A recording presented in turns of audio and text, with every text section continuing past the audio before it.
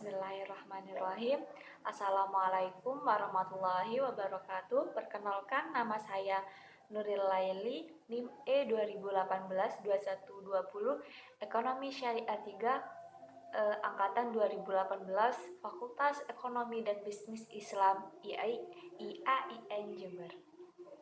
Di sini saya akan memberikan sebuah tanggapan mengenai ekonomi Islam, di mana dalam ekonomi Islam ada prinsip dalam ekonomi Islam, di mana kita terlebih dahulu harus mengenal dasarnya dulu. Apa itu ilmu ekonomi?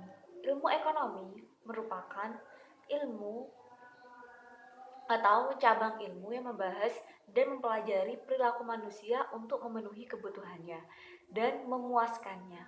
Itu sudah jelas ya. Tetapi dalam ekonomi Islam, yaitu ilmu yang membahas dan mempelajari perilaku manusia untuk mengalokasikan dan mengelola sumber daya yang dimiliki, baik sumber daya alam, baik sumber daya manusia, untuk mencapai falah, untuk mendapatkan falah tersebut.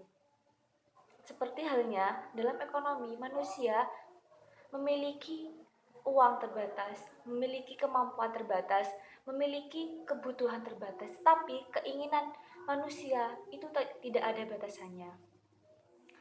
Dalam sumber hukum ekonomi Islam sudah jelaskan tadi bahwa bersumber dari Al-Quran, Ijma', As-Sunnah, dan Qiyas.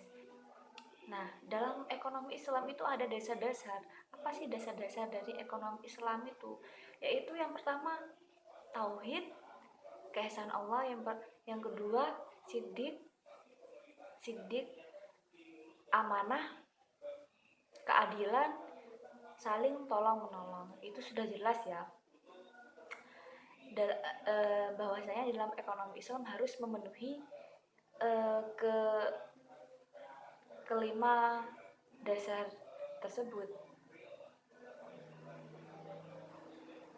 Nah, dalam ekonomi Islam itu ada prinsip-prinsip yang harus kita ketahui, yaitu ada 3 prinsip, di mana 3 prinsip itu yang pertama ada maisir, gharar, dan riba.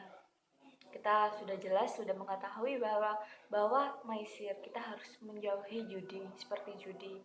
Gharar harus menjauhi penipuan, harus menjauhi riba, di mana gharar seperti barang yang jelek dibilang barang bagus, di mana riba ada bunga, yang di mana dalam kehidupan sehari-hari sudah sering terjadi gitu. Kita sudah menjelaskan ekonomi Islam, sudah membedakan perbedaan dalam ekonomi Islam, mengetahui sumber hukum ekonomi Islam, prinsip dalam ekonomi Islam. Nah, selanjutnya kita harus mengetahui karakteristik dari ekonomi Islam.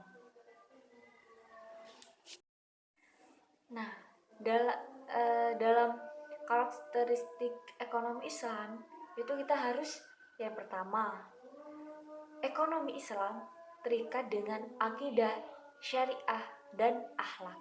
Yang kedua, harta kekayaan Allah dan manusia sebagai khalifah. Yang ketiga, larangan maisir, gharar, dan riba. Yang keempat, keadilan dan keseimbangan dalam melindungi kepentingan individu dan masyarakat.